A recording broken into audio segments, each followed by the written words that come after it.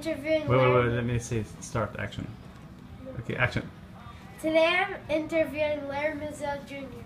He works at KXB and hosts a show on Sunday nights from 6 to 9 called Street Sounds. It is the longest running broadcast of hip-hop in Seattle. He is also a manager and represents rappers like O.C. Nuts and Jordan. He is currently 35. Okay, where did you grow up?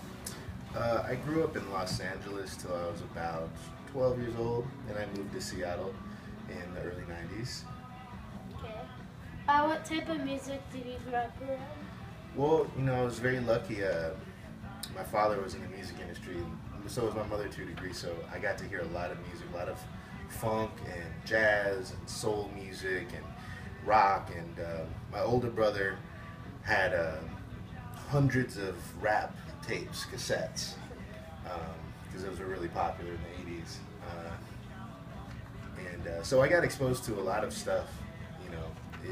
It was after I moved to Seattle that I really got into rock music, but I'd always known about funk and jazz and rap all my life. So, since your parents are both producers in the music industry, did you play an instrument? I never played an instrument, no. I kind of wish I had taken something. My parents always wanted me to take piano lessons or some kind of lessons to play something, and I never did. I wasn't thinking about doing music when I was a kid. I drew, I was into comic books and cartooning and stuff. But now that I'm older, I really wish I'd taken some music. So, if parents out there trying to get you to take some classes on music, I highly advise you do it. It's something you will be happy to have. Yeah. What got you into hip-hop? I got into hip-hop, I grew up listening to it because my older brother listened to it, exclusively. But I really got into it on a personal level later because I was just fascinated by the sounds and the feeling it gave me. It made me, it made me make this face when it was really good, like, yeah, like, I love that, that's awesome, and it, got me excited, and it was something that I was able to bond with my friends over. We all listened to it, and we would talk about the lyrics and the beats and the newest rappers and the newest tapes that were out, and sometimes we'd, put our money together to go buy the tape or the CD or to go see a show or something. So it was an exciting thing to be into for a lot of reasons. There was a social reason, hanging out with friends and going to shows, all ages shows and stuff, and just listening, it expanded my mind. It made me listen to other types of music that they sampled too, like jazz and funk and stuff like that. Yeah, they do sample a lot of. Yeah. Okay, so what type of hip-hop are you most interested? For example, there's Golden Age, like 80s, mid-80s to 90 to 93. Yeah. G-Funk or modern? I like it all. I think that every bit of it suits a mood and it suits a purpose. Like when it's really nice like this, for example, outside it's really sunny, it's warm.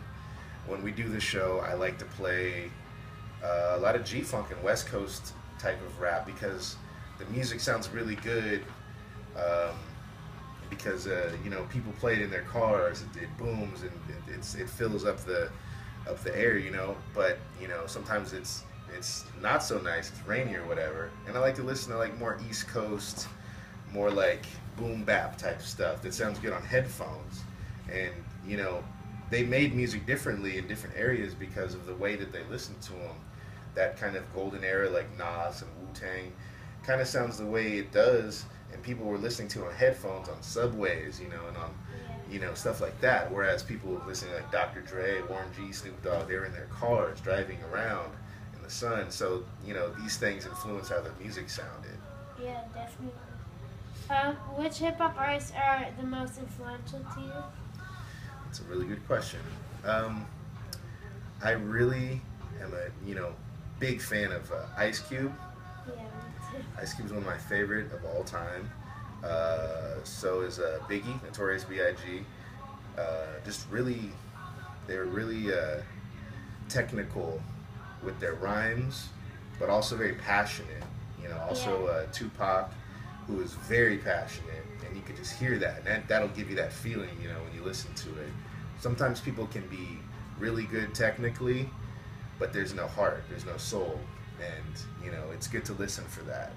Yeah, I really like all the guys in the video, like Ice Cube, Dr. Dre. Yeah, they're very, very influential. Yeah. What do you think of hip hop like today? Do you think, like, how do you think it changed? What do you think of it? I think, you know, a lot of people talk about how hip hop changed, and they think that, you know, it was better back in the day, it's not as good now, that sort of thing. I don't really think that. I think that it's just bigger. There's more of it, you know. When I was growing up in the 80s, there would be hip-hop tapes coming out every week, but, you know, there were probably like 6 tapes coming out. You know, now there's untold hundreds of releases coming from, you know, everywhere. People are making them in their bedrooms and putting them on the internet, so there's so much to go through, so the quality is going to vary, you know.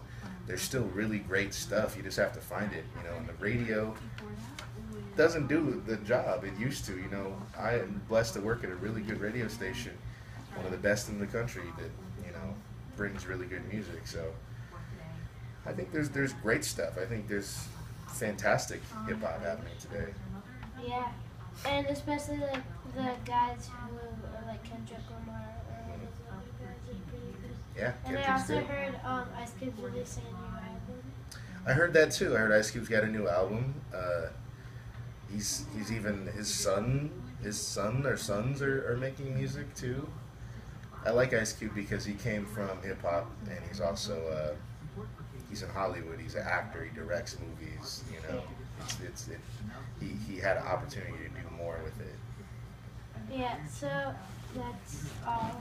Thanks for watching, and I hope you enjoyed it. I have one more question. What does hip hop mean to you?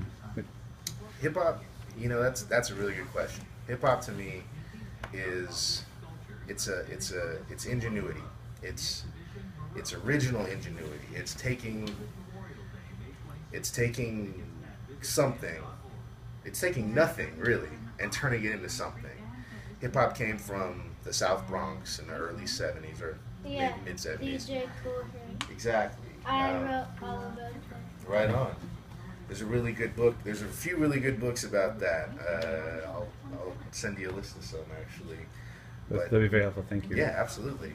And I think the hip hop just, you know, when it came from an area that had been abandoned, literally the mayor of the city didn't care about the area, the people who lived there. It was burned down.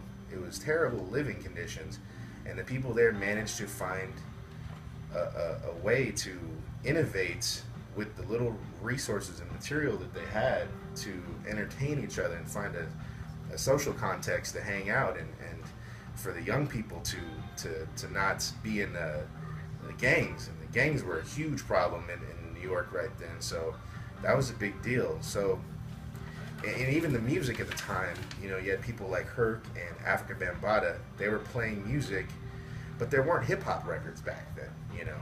There were the Monkees and Kraftwerk and Aerosmith and James Brown. Yeah. And they would take all of that and they'd spin it back and forth and scratch it back. And that's how hip-hop was made. It's made from everything else. Hip-hop is taking everything else and turning it into something new. Now I think people think about hip-hop and they just think about rapping and sagging pants and 40s and certain attitudes and everything. But hip-hop is it's not a playbook. It's not a look. It's something that is just resourceful. It takes from everything and flips it and makes it new. I think that's the definition of it to me. And I'm not always sometimes I'm the only person in the room who thinks that when it comes to hip hop. But I think that's how it lives on and how it's never gonna die. I think you have a great explanation for it. Right on. Thank you. First time I hear it, and I really like it. Thank you. Right on. And moving forward, do you have any advice or suggestions for Rashid and his project? Something that he should be hitting on. He wants to cover the history of hip hop. What do you think he shouldn't miss talking about? There's a lot of good books, and I'll send you a list of those. There's a lot of documentaries. There's some movies.